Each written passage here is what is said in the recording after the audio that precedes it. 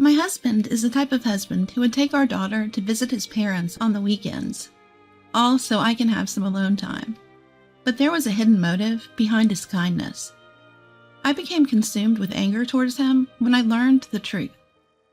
Unforgivable. Surprisingly, the most unexpected couple empathized with my anger and took action to reprimand my husband. My name is Emily.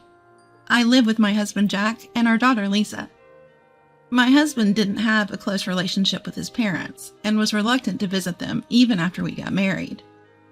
He would always say, "You shouldn't have to deal with the awkwardness of going to my parents' house. We should enjoy our day off, just the two of us." It was nice of him to say that, but when our daughter was born, I knew things couldn't remain the same. His parents came to the hospital right after she was born, but we hadn't taken Lisa to see them since then. I started to feel guilty about not letting them see their granddaughter for half a year. "Hey, Jack, don't you think your parents would like to see their grandchild? We should take Lisa to see them soon. It's only fair."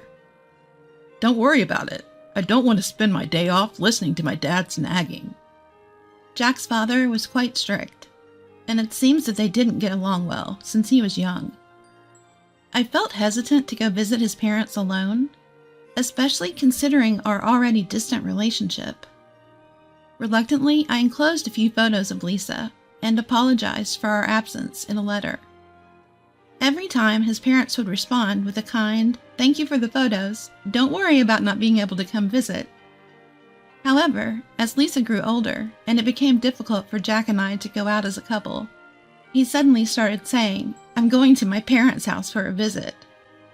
"I know you're always busy taking care of Lisa on a daily basis. Why don't you take some time to relax by yourself? I'll take Lisa with me." "Oh, I feel bad about that. I never get to see your parents either. I'll come along." "No, it's fine. I often come home late from work, right? It looks like it'll continue for a while, so I want you to rest when you can." Convinced by his insistence, I happily sent off my husband and Lisa. Having Lisa there must have improved relations between Jack and his parents. He was in a good mood when they returned home. Ever since, he has continued his routine of working late on weekdays and visiting his parents with Lisa on the weekends. Come to think of it, when was the last time I had some alone time with my husband? There was hardly any time for my husband and me to be alone. One Friday night, I decided to wait for him to come home so we could talk. "Welcome home." "Emily, why are you still up?" "I want to talk to you about something." "About what?" "I want to go to sleep. We'll be leaving early tomorrow to go to my parents' house." "That's what I wanted to talk to you about. I'm thinking about joining you guys tomorrow." "What? Why? You don't need to come." "I appreciate the thought, but I've had plenty of alone time already. I'd like to see Lisa interacting with her grandparents every once in a while too, you know? Plus, we haven't had much time for the two of us to talk lately." My husband hesitantly replied, "It's kind of hard to say this, but it seems like my parents feel more comfortable when it's just me and Lisa. They feel a bit conscious when you're around." I was at a loss for words when I heard him say that. "Take some time for yourself at home." As I indulged in these words from my husband, I wondered if a rift was unknowingly forming between me and my in-laws. "I'm going to visit my parents with Lisa tomorrow, just the two of us. Anyway, I'm going to take a shower and go to bed." Jack spoke as he briskly made his way to the bathroom. With him putting it like that, there was nothing I could do. After the two left for his parents' house the next day, I wrote a letter to my in-laws for the first time in a long while. I apologized for not staying in touch and expressed my desire to visit them once in a while. This reminded me of when I used to write letters to them after giving birth. Back then, they used to respond kindly, but now I don't know if I'll receive a reply from them. After sending the letter, I waited for their response, as checking the mailbox became my routine. One day, I found a letter in the mailbox. It was from my in-laws. My heart pounded as I opened the envelope. The content of the letter was something I didn't expect. We're glad to hear from you after such a long time. How is Lisa? Has she grown a lot? We would be happy if you could send us some photos again. Judging from the content, it seemed that they hadn't seen Lisa in a long time. Then, where had my husband and Lisa been going every weekend? I thought back to my husband's recent behavior. Come to think of it, there was usually a scent of soap coming from Jack when he came home late. But the day I stayed up waiting for him, he was in a rush to take a shower. Could it be an affair? Suddenly, everything made sense. The late nights, leaving the house early on the weekends. I wanted to confront him immediately, but managed to restrain myself. If he was really having an affair, I needed evidence. That night, as soon as my husband fell asleep, I unlocked his phone. I searched through some past texts and easily found evidence of the affair. Plans for dates on his days off, messages about meeting up, and affectionate conversations were scattered everywhere. And one more thing. I found an email from a daycare center. It seems Jack was dropping Lisa off at a daycare center while he went to see his mistress, lying to me about going to his parents' house and leaving Lisa at a daycare, all to have an affair. My anger reached its peak. No man who abandons his precious daughter to meet his mistress deserves to be a father. I decided to first gather evidence of the affair. I gritted my teeth, holding back the urge to confront him immediately, and waited for the weekend. After Jack and Lisa left to visit his parents' house, as usual, I secretly followed behind them. Without realizing that I was following, Jack dropped Lisa off at the daycare center, completely accustomed to the process. Meanwhile, Lisa cried, looking distressed to be left at an unfamiliar daycare. Lisa, hang tight just a little longer. I'll be back to pick you up right away. With a sense of unease and reluctance, I trailed behind my husband, unable to shake off the lingering feeling. My husband, all giddy and excited, arrived at the train station and ran up to a woman with a big smile on his face. The woman also spotted him and ran over. She must be Jack's mistress. They didn't seem to care that they were in public as they got all lovey-dovey, walking arm in arm. There was no longer any doubt about Jack's infidelity. Just as I captured an intimate moment between them in a photo, my phone rang. Hello? Oh, mother-in-law. The call was from Jack's mother. Long time no talk. What? Father-in-law? My mother-in-law, on the verge of tears, told me that my father-in-law had been rushed to the hospital after collapsing. I hurried back to the daycare to pick up Lisa, and then headed straight to the hospital. My father-in-law was in the bed, still unconscious. Beside him, my mother-in-law had an anxious expression on her face. Emily, thank you for coming. Oh no, I should apologize for not being in touch. That's not important right now. My mother-in-law noticed Lisa, and her eyes lit up. You've grown so much. Look, honey, Lisa's here to see you. Please wake up. She spoke to her unconscious husband, her eyes welling up with tears. But there was no response from my father-in-law. She wiped her tears and spoke to me. I tried calling Jack, but couldn't get through. I left him a message, but I guess he hasn't noticed it. I'll give him a ring. I called Jack. He didn't pick up at first, but after persistent calling, he finally answered. Emily, what's up? Where are you? You weren't answering and I was worried. I'm out fishing with Dad. Bad reception here. My mother-in-law looked at me in shock at his words. I nodded to her and continued with the conversation. With your father? That's odd, because he's right here in front of me. What? Where the heck are you?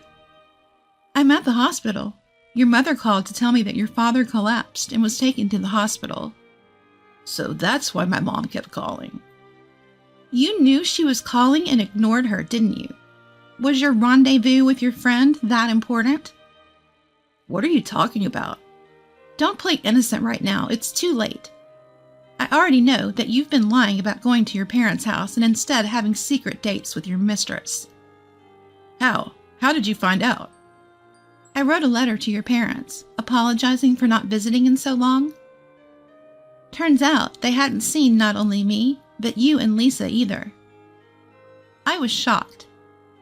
If you want to meet your mistress so badly that you leave Lisa alone in daycare, don't even bother coming home. Hold on, I'll go pick up Lisa right now and head over there. I already picked her up. I can't believe you left her looking so sad and lonely. You followed me? Well, yes, I needed evidence for me to claim alimony after we get a divorce. I've got all the important scenes on camera now, so I can finally have peace of mind. Divorce? Alimony? Hold on, that's not what I... That was when I heard a sweet voice coming from the other end of the phone. Jack, are you still on the phone? Hurry up and come over. He hastily reacted to that voice. Be quiet. If this gets out, we'll be paying alimony. It sounds like he was speaking to his mistress, but his voice was loud and clear for us to hear. With my mother-in-law as a witness, claiming alimony was now a sure thing. I hung up the phone in disbelief. My mother-in-law gazed at me with astonishment. The conversation you just had with Jack. I'm sorry for all the trouble at such a difficult time. Jack has been out of the house every weekend lately, saying that he's going to visit you with Lisa. They haven't been coming over here at all. Yes, I noticed he'd been lying when I received the letter from you that led me to discover his affair. Jack's having an affair? How could he do such a thing when he has such an adorable daughter? He prioritized his mistress over our daughter. Today, as always, he left a reluctant Lisa in a daycare to go on a date with her. So, that's why he initially lied about being out fishing with his father. Having an affair is one thing, but what I couldn't forgive was how he neglected Lisa. I was collecting evidence to get a divorce when I received a call from you. Is that so? I'm sorry about my son. No, you don't have to apologize. Besides, it's not right to talk about us while your husband is in this condition. Just then, a raspy voice echoed through the hospital room. Don't worry about it. My mother-in-law and I were startled as we looked toward the source of the voice. My father-in-law, who barely opened his eyes, spoke to me. Emily, feel free to let go of my son whenever. Father-in-law! I hastily pressed the nurse call button. My mother-in-law rushed out into the hallway to get the doctor.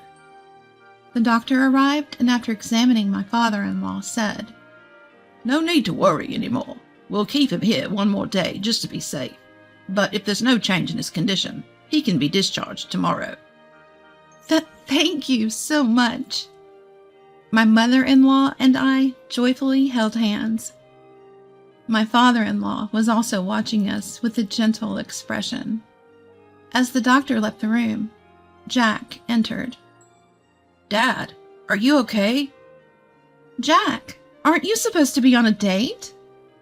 My husband tried to calm me down in a response to my remark. Well, that was a misunderstanding. I just wanted some me time to unwind over the weekend. I might have blurted out something about going to my parents' place, but I haven't done anything to betray you. He looked straight into my eyes as he spoke. For a moment, I almost believed him. But I had concrete evidence. I won't be fooled by you anymore. I saw you meeting up with a woman at the train station. She's a colleague from work, and we happened to bump into each other. But you guys started walking intimately together, didn't you? We both hadn't eaten lunch yet, so we decided to grab some lunch. Then what about the voice I heard over the phone? I'm sure I heard. If they find out about us, we'll get hit with alimony. At my words, Jack seemed flustered, but continued to look straight into my eyes as he continued. I don't remember saying anything like that.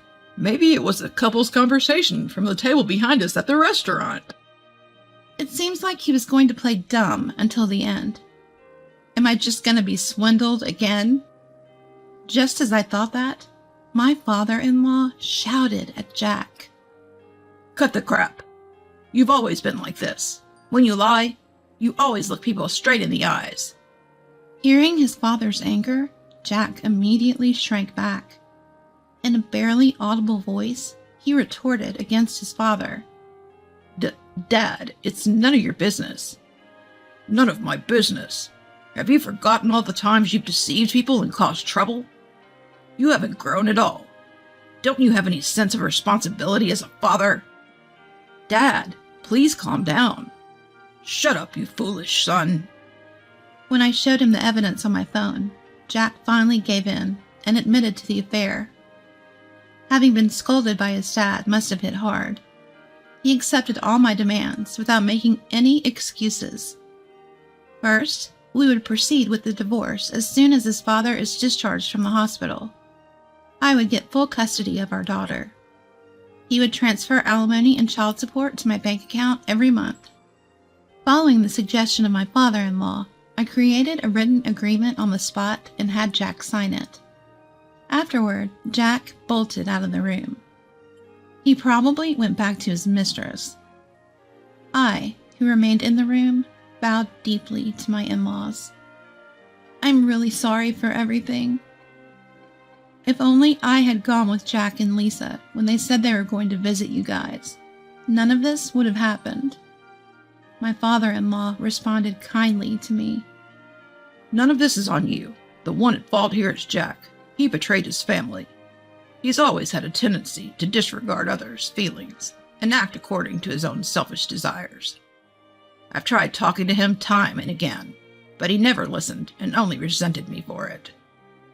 So that's why he was so reluctant to go back home. That's probably it. I thought he might grow up a bit after getting married, but I guess I was too optimistic. I've put you through a lot. I'm really sorry. Oh no, it's me who should apologize. My mother-in-law hesitantly spoke to me. I feel terrible for what our son did, tainting your marriage records. I'm really sorry. It's okay. Being divorced or being a single mom isn't that unusual. We probably shouldn't be the ones saying this, but we'd still like to see you and Lisa, even after you cut ties with our son. We'll do whatever we can for the two of you. So if you ever need help, please don't hesitate to ask. I had no intention of getting back together with Jack, but being a first-time parent was full of uncertainties. My mother-in-law's offer made me so grateful that I was brought to tears. My father-in-law agreed with her. Yep, I'd like to second that. Let us support you and Lisa in place of our foolish son. Of course, I'll make sure he pays the alimony and child support. Thank you both so much. I gave them a deep bow. After my father-in-law was discharged from the hospital, I started visiting their home with Lisa every once in a while. I didn't mind going to visit them at all, and Lisa loved spending time with her grandparents. I would have loved to visit even more, but I was worried about running into Jack. Perhaps noticing my concern, my father-in-law updated me on Jack's situation. As expected, Jack headed straight to his mistress's place after leaving the hospital. But she became unreachable a day after he brought up alimony. Apparently, they met on a dating app, and he didn't know her address or even her real name. Perhaps she was only after his money from the beginning, as she was much younger than Jack, and dressed in flashy attire. She must have realized that she couldn't get any more money and decided to abandon him. I couldn't find her either, so getting alimony from her was impossible. But thanks to my father-in-law, who advised me to set up the alimony a bit higher than average, what I received from Jack was sufficient for living. Jack, realizing he couldn't pay the alimony and child support with what was left of his assets, seemingly went to his parents to ask for money. My father-in-law didn't let him set foot inside the house. I'm cutting ties with a foolish son like you. Don't ever come back. And don't you dare bother Emily." And with that, he was kicked out. Jack was barely making ends meet and was somehow scraping together alimony and child support. Hearing all this made me feel relieved. Since my in-laws cut ties with him, I didn't have to worry about running into him while visiting them. I must say, marrying Jack was a mistake, but getting to know such kind and wonderful in-laws was a silver lining.